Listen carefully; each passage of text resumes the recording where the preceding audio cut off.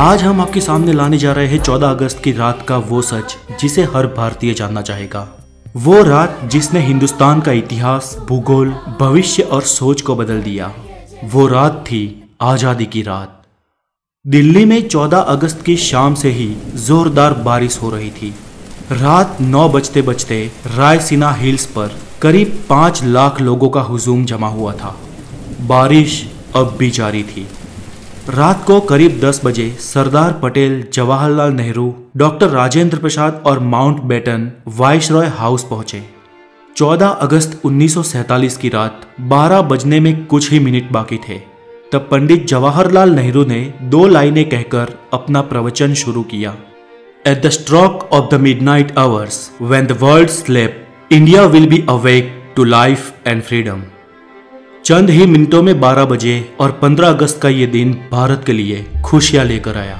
190 सालों बाद ब्रिटिश हुकूमत से देश स्वतंत्र हुआ था, लेकिन इन खुशियों के साथ उतना ही गम था, क्योंकि भारत ने अपना 3,46,737 स्क्वायर किलोमीटर का पूरा विस्तार और करीब 8 करोड़ 15 लाख लोग एक ही रात में गंवा दिए थे। देश 2 टुकड़ों में विभाजित हुआ था, हिंदुस्तान और पाकिस्तान। हिंदुस्तान यूं ही आजाद नहीं हुआ। 15 अगस्त के बहुत पहले ही ब्रिटिश हुकूमत का अंत शुरू हो गया था। महात्मा गांधी के जन आंदोलन से देश में नई क्रांति की शुरुआत हुई थी, तो एक और सुभाष चंद्र बोस की आजाद हिंद फौज ने अंग्रेजों का जीना दुश्वार कर रखा था। ऊपर से दूसरे विश्व युद्ध के बाद ब्रिटिश सरकार में उतना दम भी नहीं था कि वो हिंदुस्तान पर अब शासन चला सके। इसलिए माउंटबेटन को भारत का आखिरी वाइसरॉय बनाया गया था, ताकि देश को आधिकारिक तरीके से स्वतंत्रता दी जा सके। अंग्रेजों ने भारत को शुरुआत में 3 जून 1948 के दिन स्वतंत्र घोषित करने का निर्णय लिया था, लेकिन मोहम्मद अली जिन्ना ने पाकिस्तान नामक अलग मुल्क बनाने की ठान ली थी, जिसके चलते देश में कई जगह पर सांप्रदायिक हिंसा शुरू हो गई। बिगड़ती परिस्थिति को देख अंग्रेज भारत को हो सके इतना जल्दी स्वतंत्र राष्ट्र घोषित कर देना चाहते थे, क्योंकि अंग्रेजों को भी भारत को आखिरकार एक टुकड़े में नहीं लेकिन 2 टुकड़े में विभाजित करना था। स्वतंत्रता के लिए दिन 15 अगस्त ही क्यों चुना गया? तो इसमें ऐसा है कि सिर्फ हम भारतीय ही शुभ और अशुभ में नहीं मानते थे, बल्कि अंग्रेज भी उतना ही मानते थे। माउंटबेटन मानता था कि 15 अगस्त का दिन शुभ है, क्योंकि 15 अगस्त 1945 के दिन ही जापान ने शरणागति स्वीकारी थी और इसके ऑफिशियल साइन 2 सितंबर को हुए थे। इसलिए बेटन के अनुसार 15 अगस्त का दिन मित्र राष्ट्रों के लिए शुभ था। तो फिर रात 12 बजे के वक्त को ही क्यों तय किया गया? तो इसके लिए भारतीय ज्योतिषियों का मानना था कि वो वक्त देश की स्वतंत्रता के लिए शुभ है।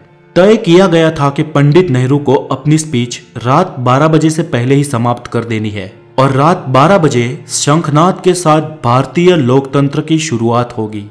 ठीक वैसा ही हुआ। 15 अगस्त की सुबह 8:30 पर पंडित नेहरू और उनके कैबिनेट ने पद और गोपनीयता की शपथ ली। रात की लगातार बारिश के बाद सुबह आसमान बिल्कुल साफ था। लोग बेसब्री से इंतजार कर रहे थे आजाद भारत के तिरंगे को लहराते हुए अपनी आंखों से देखने का। देश के तिरंगे को सबसे पहले जवाहरलाल नेहरू ने रात को 12 बजे ही पार्लियामेंट सेंटर हॉल में लहराया था और दूसरी बार सुबह 8:30 पर भव्य राष्ट्रध्वज को जनता के सामने ब्रिटिश राष्ट्रध्वज को उतारकर लहराया गया।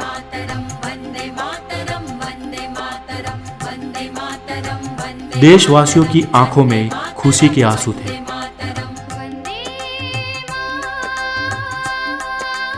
आजादी के बाद 15 अगस्त के दिन ही एक साथ अंग्रेजों ने देश को नहीं छोड़ा। आजाद भारत के कुछ आला अफसर भी कुछ समय तक अंग्रेज ही रहे। 1500 ब्रिटिश सैनिकों की पहली टीम 17 अगस्त 1947 के दिन अपने देश रवाना हुई, तो आखिरी टीम 27 अगस्त 1948 के दिन निकली। दोस्तों, ताज्जुब की बात यह कि लुटेरे अंग्रेज हमारे देश के अतिथि बन के आए हो, उस तरह से उन्हें विदा किया गया। उनकी आखिरी फौज ने जब मुंबई के बंदरगाह से विदाई ली, तब जॉर्ज पंचम को विदाई देने वाला गीत बैंड बाजा के साथ बजाया गया। आजादी से 190 साल पहले भी अमीर चंद और मीर जाफर ने रॉबर्ट क्लाइव का ऐसे ही सम्मान के साथ स्वागत किया था।